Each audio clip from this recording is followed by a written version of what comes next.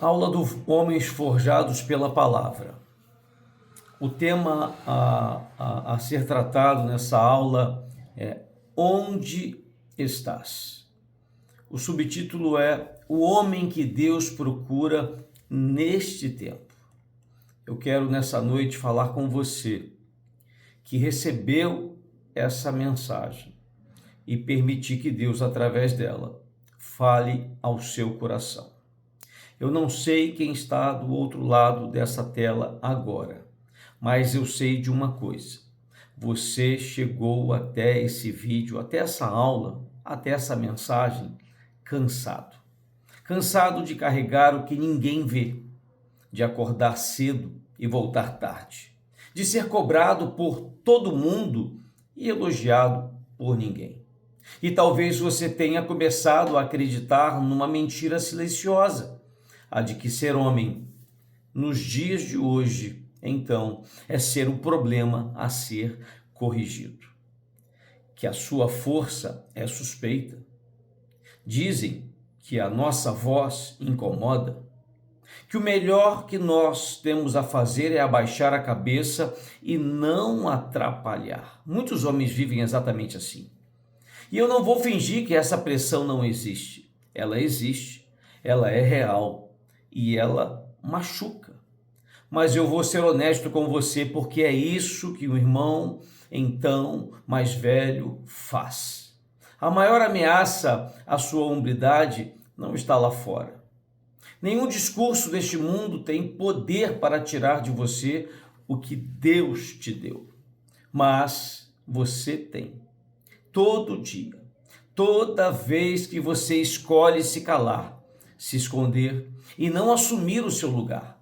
E é sobre isso que eu gostaria de conversar hoje com você. Porque tem uma coisa impressionante na Bíblia. A primeira pergunta que Deus faz a um homem na história inteira não é o que você fez. A primeira pergunta que Deus faz a um homem é: onde estás? Exatamente. E Deus não estava perdido. Deus sabia exatamente onde Adão ele estava. A pergunta não era sobre geografia, era sobre posição, posicionamento. E é essa a pergunta que Deus está fazendo aos homens desta nossa geração. Volte comigo, então, ao começo, lá em Gênesis capítulo 2, no versículo 15, que diz assim: Tomou, pois, o Senhor Deus ao homem e o colocou no jardim do Éden para o cultivar e o guardar. Duas palavras hebraicas aqui definem um homem antes de qualquer cultura definir. A primeira delas é avad, que significa cultivar, lavrar, trabalhar. E essa mesma palavra é usada na Bíblia para servir e para adorar. Ou seja, o trabalho do homem nunca foi só produção. O trabalho do homem é um ato de adoração. A segunda palavra é chamar, ou seja, guardar, vigiar, proteger. É a palavra que se usa para uma sentinela em cima do muro. E você não foi, obviamente, criado para ocupar espaço. Você foi criado, homem de Deus, para cultivar e para guardar. Agora entenda o que isso significa, então, psicologicamente, porque esse assunto ele é muito sério e atualizado para os dias de hoje. O homem foi projetado para carregar responsabilidade. Quando um homem não tem nada relevante para proteger e nada relevante para construir, ele não fica em paz, ele acaba adoecendo. Ele fica irritado, ele se anestesia, ele se perde em telas, em vícios, em conquistas vazias. Por isso eu preciso te dizer uma coisa importantíssima. A forma mais eficiente de diminuir um homem nunca foi tirar a força dele, é tirar o propósito dele. Homem sem missão vira homem sem chão. Homem sem missão vira homem sem chão. Que nesta palavra o Senhor fale ao seu coração e te revele qual é a tua verdadeira missão diante da sua família, da sociedade, mas também diante da igreja. Agora, Gênesis 3, versículo 6, diz assim: vendo a mulher que a árvore era boa, então para se comer, agradável aos olhos e árvore desejável para dar entendimento, tomou-lhe do fruto e comeu, e deu também ao marido, e ele comeu. A nossa Almeida atualizada, ela é enxuta aqui. Mas no hebraico existe uma palavrinha que a Nova Versão Internacional traduz e que muda tudo. É ima, ou seja, é com ela. Adão estava lá, ele não estava viajando, não estava trabalhando, não estava do outro lado do jardim. Ele estava ao lado dela, ouvindo a serpente, e não abriu a boca. Presta bem atenção, homem de Deus. O primeiro pecado da história da masculinidade não foi violência, foi silêncio. A queda do homem não começou quando ele agrediu, começou quando ele se calou. E veja o que acontece depois, porque é o retrato do homem ferido até hoje, dos versículos 8 ao versículo 12. Primeiro, ele se esconde. O texto diz que se esconderam por entre as árvores do jardim. Depois Deus pergunta: onde estás? E o homem responde: ouvi a tua voz no jardim, e porque estava nu, tive medo e me escondi. E por fim, ele culpa a mulher que me deste por esposa. Ela me deu da árvore e eu comi. Silêncio, esconderijo, culpa no outro. Esses três continuam sendo os três maiores inimigos do homem nos dias de hoje. Porque é isso que a vergonha faz com o homem. A vergonha não deixa o homem crescer. Ela ensina o homem a sumir. Um homem envergonhado ou se cala ou explode. E os dois, então, acabarão em fuga.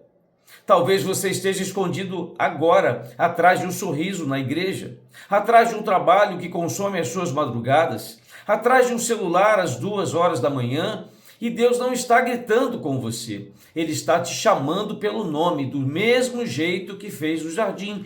Onde estás? Repare uma coisa, Deus não foi embora do jardim, Deus foi procurar o homem.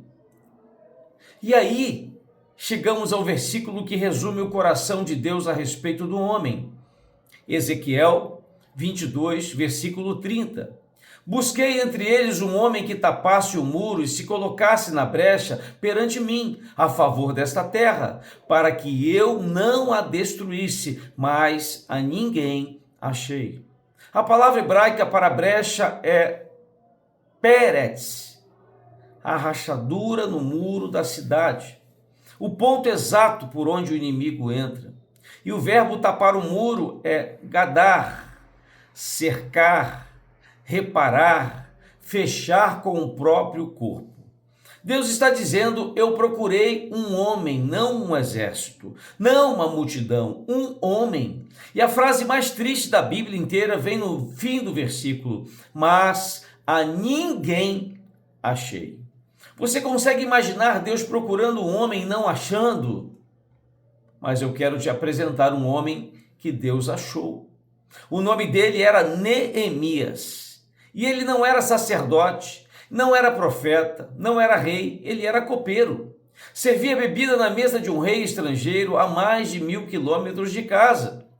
Ele tinha estabilidade, tinha salário, tinha o favor do palácio e tinha um motivo perfeito para não se meter. Até que chegaram notícias de Jerusalém. O muro estava derrubado e as portas queimadas. A cidade estava aberta, cheia de brechas. E a Bíblia diz que Neemias sentou-se, chorou, lamentou por dias, jejuou e orou. Mas ele não parou no choro. Homem de Deus, ele chora, mas não fica no choro. Ele pediu ao rei, atravessou o deserto, inspecionou os escombros de madrugada, chamou o povo e começou a levantar ali um muro. E em 52 dias aquele muro estava de pé. E quando o inimigo ameaçou atacar, Neemias reuniu os homens e disse a frase que eu quero cravar no seu coração hoje. Neemias capítulo 4, versículo 14. Não os temais. Lembrai-vos do Senhor, grande e temível, e pelejai pelos vossos irmãos, vossos filhos, vossas filhas, vossas mulheres e vossas casas. Ele não mandou o homem pelejar por orgulho, nem por território, nem pela reputação. Ele mandou o homem pelejar pelos filhos, pelas filhas, pela esposa e pela sua casa. E o capítulo diz que eles trabalhavam como uma mão na obra e a outra na arma, construindo e protegendo. Abate e chamar. O projeto original de Deus de volta. Sim. E isso não é coisa de Bíblia antiga. Deixa eu te contar de um homem do nosso tempo, Lucas Moura, jogador brasileiro. Saiu do São Paulo aos 19 anos, campeão, vendido para o Paris Saint-Germain, um dos maiores clubes do mundo. Salário alto, fama, Champions League, morando na Europa. Do lado de fora, ele tinha tudo o que dizem que faz um homem, e ele mesmo contou depois, num podcast, o que estava acontecendo por dentro. Ele sentia falta do Brasil, começou a se machucar, ficou fora da seleção e a frase dele foi esta: estava ganhando bem, sendo reconhecido, mas faltava alguma coisa. Foi ali, no auge, que os brasileiros cristãos começaram a evangelizar ele do dia a dia. Coisa simples, uma oração antes da refeição. Ele começou a ler a Bíblia e depois de 7 meses entregou a vida a Jesus Cristo. Mas presta atenção no que ele fez em seguida, porque é isso que separa um homem convertido de um homem posicionado. Ele abriu a própria casa para cultos. Ele não virou só um cara que crê, ele virou o sacerdote da própria casa. E ele mesmo contou que depois do batismo é que as lutas apertaram de verdade, porque posicionamento tem preço. Hoje, anos depois, com tudo que ele conquistou, ele resume assim o que aprendeu: nenhum sucesso no mundo compensa um fracasso no lar. Escuta isso novamente, homem de Deus: nenhum sucesso no mundo compensa um fracasso dentro da sua casa. Nenhum. Mas eu preciso te dizer uma coisa: senão esta mensagem virá só peso nas suas costas. Você não vai conseguir ser esse homem no esforço. Adão falhou no melhor lugar do mundo, com um corpo perfeito, sem trauma, sem cansaço, sem cicatriz. Se ele não conseguiu ali, você não vai conseguir na base do apertar os dentes. Não. Por isso Deus mandou o segundo Adão. No jardim do Éden, o inimigo chegou e o homem se calou. No jardim do Getsêmani, os soldados chegaram e Jesus deu um passo à frente e perguntou a quem eles procuravam. Adão se escondeu atrás das árvores, Cristo se colocou na frente dos seus. E ele disse lá em João 18, já vos disse que sou eu, se é a mim que procurais, deixai ir estes. Deus perguntou do jardim, onde estás? E 2000 anos depois, um homem respondeu, por todos nós, eis-me aqui, deixa estes irem. Aquela cruz foi a brecha, e ele tapou o muro com o próprio corpo. Homem, você não precisa se esconder de Deus. O seu lugar já foi comprado por alguém que não recuou. Paulo escreveu aos Coríntios uma ordem de 4 palavras. 1 Coríntios capítulo 16, versículo 13. Vigiai, permanecei firmes na fé, portai-vos varonilmente e fortalecei-vos. Portai-vos varonilmente. No grego, é uma palavra andrizestes, vem de aner, que quer dizer homem. Literalmente, hajam como homens. Não é um insulto a ninguém, é uma convocação e é uma ordem no plural. Deus não chama homem sozinho, ele chama homens juntos, unidos. Então eu quero te deixar 3 posições para assumir ainda esta semana, quem sabe. Não são 3 teorias, são 3 posições. A primeira, saia do esconderijo.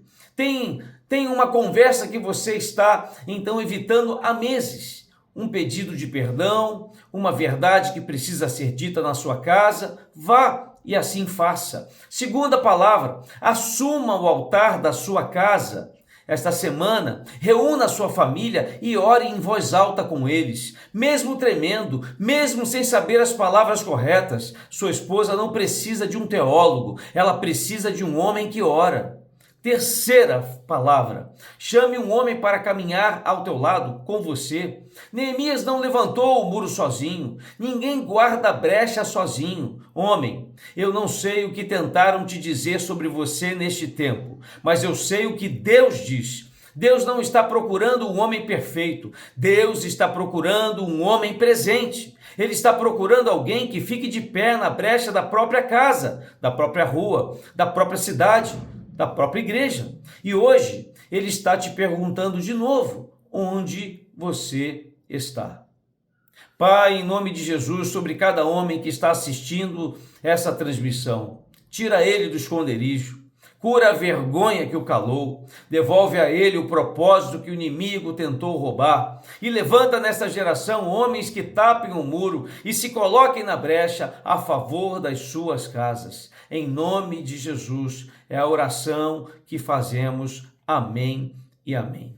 Meu irmão, essa mensagem o Senhor me deu, aqui eu a narrei para você, expressei aquilo que eu penso sobre o tempo que vivemos, mas também aquilo que eu recebi de Deus para te passar, te informar, pregar, ministrar, para que você também viva. Em nome de Jesus é a nossa oração. Porém, precisando de ajuda, estamos aqui. É só me contactar. E da mesma forma que aqui gravo esse vídeo, quero convocar você a não ficar apenas recebendo os vídeos, mas a estar conosco no Forjados Camp, 28, 29 e 30 de agosto. É um retiro, um acampamento de homens. Começa na sexta-feira, 20 horas, e termina no domingo, aqui na igreja de Nova Vida, em Culobandê, com as famílias nos recebendo. E você faz parte desse projeto e por isso estou te convidando. Me manda aí no privado, no meu WhatsApp, então uma confirmação, que eu te passo as informações e juntos estaremos, então, recebendo de Deus neste retiro espiritual, em nome de Jesus. Amém e amém.